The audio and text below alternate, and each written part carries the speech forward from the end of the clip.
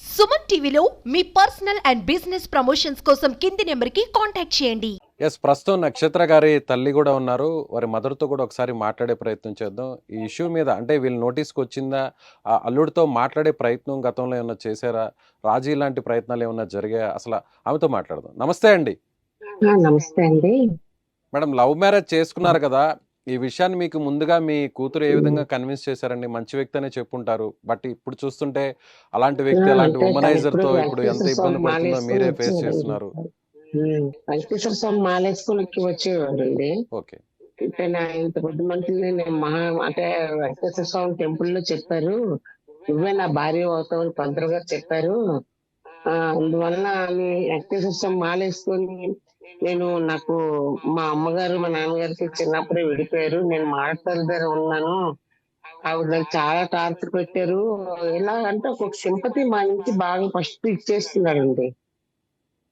Sympathy బాగా ఇచ్చేసుకొని అంటే నక్షత్రతో పాటు మాకు కూడా మా ఫ్యామిలీకి కూడా అమ్మాయి ఇలాంటి అబ్బాయి ఇంత మంచివాడు, మా అమ్మ అంత కష్టాలు పడ్డదండి, అలా కష్టం నా భార్యకి పడినవను నేను అని అనిపించింది. మా నాన్న చేసిన పంచాయతీ మా అత్తల దగ్గర బతికాను నేను అని అంత నాకేంటి ఉండదు, ఒక పచ్చడి అన్నం మీరు పెట్టిన చాలు అన్నట్టు ఒక ఫోన్లే అన్నట్టు అన్ని మాటలు విన్న తర్వాత అప్పుడు తెలిసిందండి నక్షత్ర ఇష్టపడుతుందని. అప్పుడు వాళ్ళ నాన్నగారు అస్సలు నచ్చలేదండి. వాళ్ళ నాన్నగారు చాలా కొట్టేశారండి నక్షత్రకి. అయితే నువ్వు వద్దు కాక వద్దు ఇలాంటి పనులు చేయొద్దని చాలా గొడవ పెట్టారు వాళ్ళ నాన్నగారికి. వాళ్ళ నాన్నగారికి ఇప్పటికీ నచ్చదు, కానీ మరి అంతే ఇంకా నీ ఇష్టం అయితే వచ్చి అన్నవరంలో చేద్దామని ఒక 6 బస్సులు వేసి వాళ్ళకి 3 మాకు 3 బస్సులు వేసి అందరినీ తీసుకెళ్లి అన్నవరంలో చాలా గ్రాండ్ గా చేసామండి మ్యారేజ్. మీరే మ్యారేజ్ చేశారండి? మీరే చేశారా?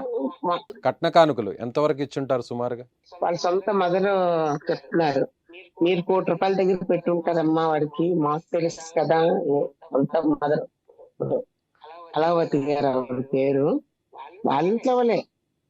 వాళ్ళ నాన్నగారు కూడా మా దగ్గర అప్పని తీసుకొని ఇప్పుడు వచ్చి డబ్బులు ఇవ్వలేదండి.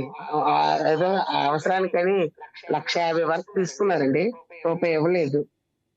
అంటే ఒక డబ్బు డబ్బు డబ్బు డబ్బు తినేశారు. వీడి నిజ స్వరూపం తెలిసిపోయింది. అంటే డబ్బు కోసమే మీ అమ్మాయిని ప్రేమించాడు అనుకోవచ్చా, పెళ్లి చేసుకున్నాడు అనుకోవచ్చా? అంతే అండి, 100% అండి. మా అమ్మాయినే కాదు, వాడు ఎవరినైనా చేస్తున్నాడు ఇష్టపడుతున్నాడు అంటే వాళ్ళ నుంచి బెనిఫిట్ ఉందా లేదని ముందు చూస్తాడండి.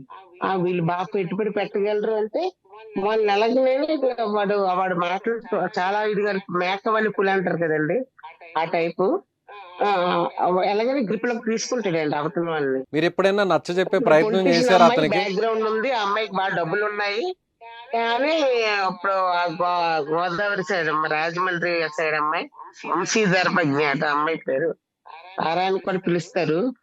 ఆ అమ్మాయిని తీసుకొచ్చి ఏకంగా రూమ్ లో ఉంచి నా భార్య అని చెప్పి గృహప్రవేశం చేసుకున్నారట. ఆ ఇంట్లో దిగినప్పుడు పూజలు చేసుకొని అక్కడ ఉన్న అపార్ట్మెంట్ వాళ్ళందరికీ నా భార్య అని చెప్పినట్టు అక్కడ పగలంతా పడుకుంటారండి, రాత్రి 7 అయితే బయటకు వస్తారు. తల్లిదండ్రులు ఉన్నారో లేదో, తల్లిదండ్రులు అంటే ఒక ఆడపిల్లని ఎలా పెంచుతారండి? నా కూతురు ఎక్కడికి వెళ్తుంది, ఏం చేస్తుందని కనీసం రెస్పాన్స్ లేకుండా ఎలా వదిలిస్తారండి? ఈ అమ్మాయికి వచ్చేసిన ఆంబోతులా వదిలిస్తుంది. అది ఆడదంటారు తల్లి. మీరు ఎప్పుడన్నా పిలిచి మాట్లాడారా అండి? మీరు ఎప్పుడైనా వెంకట సాయిని పిలిచి మీరు ఎప్పుడైనా మాట్లాడారా, ఇది తప్పు, నా బిడ్డకు అన్యాయం చేస్తున్నారు, మనవరాలు ఉంది, మీకు కూతురు ఉంది, కుమార్తె ఉంది అనేటువంటి విషయాన్ని ఎప్పుడైనా చెప్పారా? ఎవరితో మాట్లాడండి, నేను పోటీ గారిని మీరు నాకు చెప్పవలసిన పని ఏముంది, నేను ఎవరి మాట వెళ్ళను, నాకు చెప్పేవారు ఎవరు దొరకలేదు, నేను పుట్టలేదు ఇంకా.